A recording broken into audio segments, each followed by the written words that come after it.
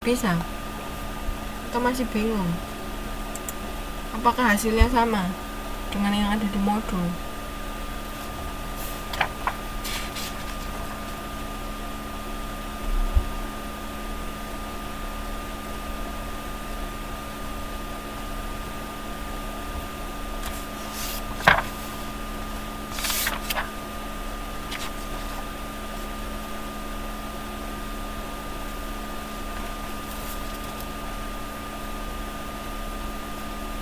Oke, sama. Berarti udah bisa ya. Sekarang lanjut ke penyusunan anggaran modal badan usaha perseorangan.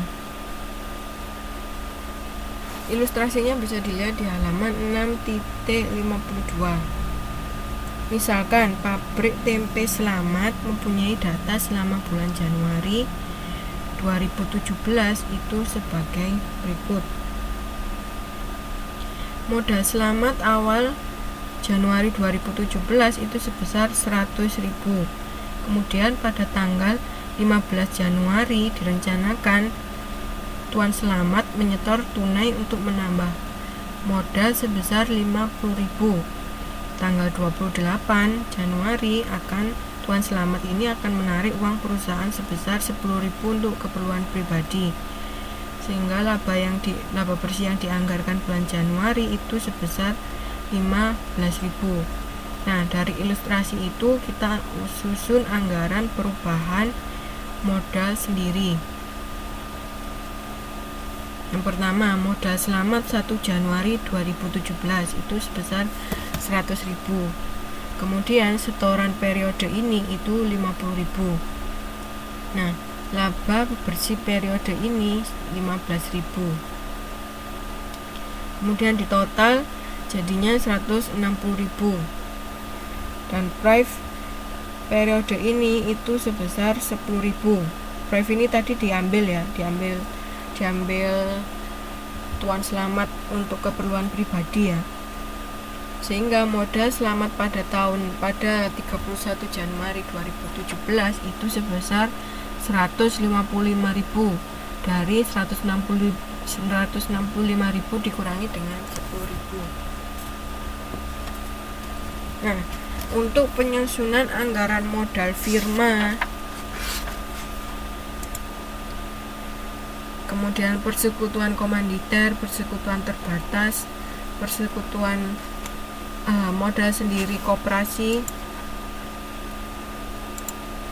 itu bisa dicoba sendiri.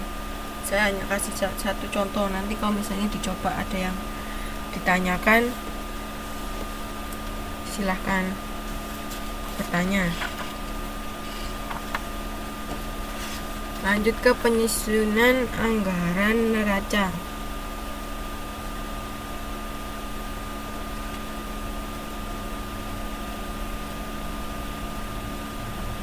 Nah, untuk menyusun anggaran neraca ini itu diperlukan anggaran kas, anggaran piutang, anggaran sediaan, anggaran utang, dan anggaran modal sendiri, serta anggaran harta aktiva. Untuk ilustrasi bisa dilihat di halaman 6.58 ya. Nah, penyusunan anggaran keuangan ini digunakan data anggaran perusahaan kecap sehat tahun 2006 sebagai berikut. Berdasarkan tabel 5.9 diperoleh anggaran kas akhir triwulan. Untuk triwulan pertama ini, triwulan kedua ini, triwulan ketiga ini, dan triwulan keempat ini. Kemudian anggaran piutang usaha untuk masing-masing triwulan. Dilihat di ilustrasi ya, halaman 6.58. Kemudian anggaran sediaan produk jadi akhir. Ini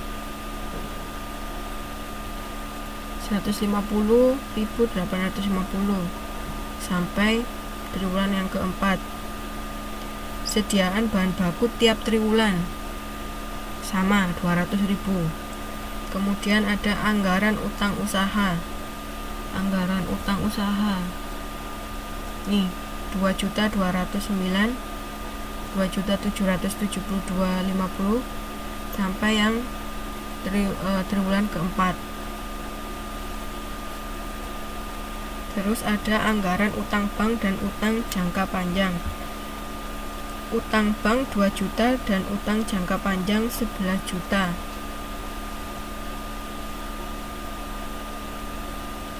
Nih, utang bank.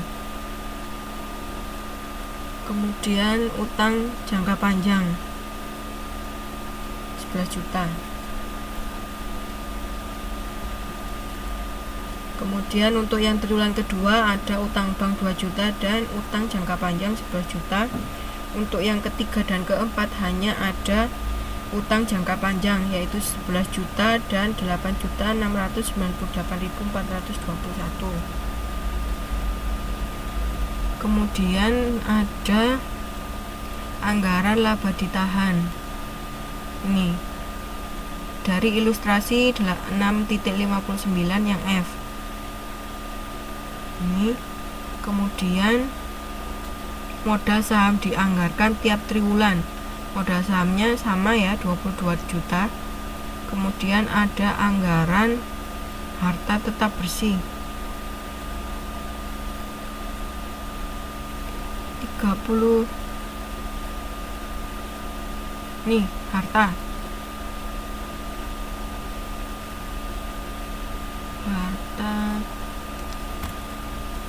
30.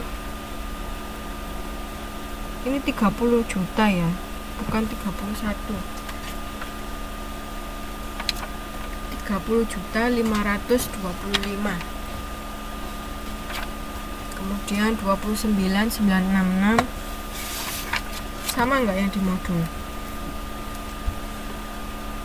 Harga tetap bersih ini 30 juta. Padahal di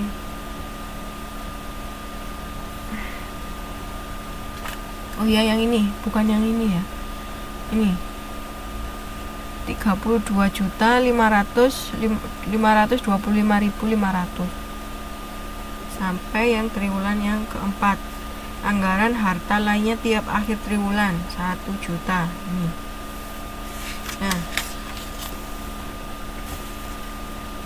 Nah, dari sini itu kita bisa menghitung harta lancar, yaitu dari jumlahan kas, piutang, usaha, pinjaman tenaga kerja, sediaan produk jadi, dan sediaan bahan baku. Nah, ini bisa dihitung, ini dijumlahkan. Kemudian untuk harta tak lancar itu jumlahan dari harta tetap bersih dengan harta lainnya.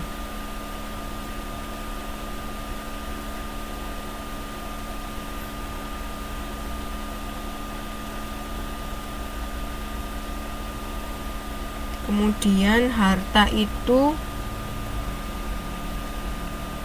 harta lancar ditambah dengan harta tak lancar. Hasilnya 39.029.029.884. Utang usaha jangka pendek itu utang usaha ditambah dengan utang bank. Utang jangka panjangnya tadi udah diketahui ya.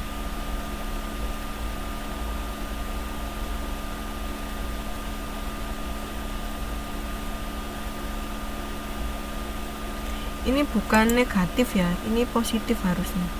Kan 1.588.400 ditambah 0 kan 1.508.400. Kemudian bisa dihitung utangnya. Utang itu dari utang jangka pendek ditambah dengan utang jangka panjang. Kemudian modal sendiri itu modal saham ditambah dengan laba ditahan. Udah, sampai sini ada yang ditanyakan?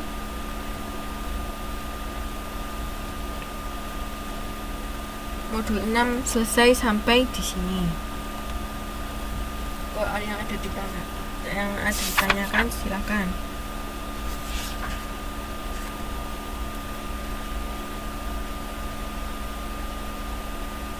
Oke. Tugas terakhir ya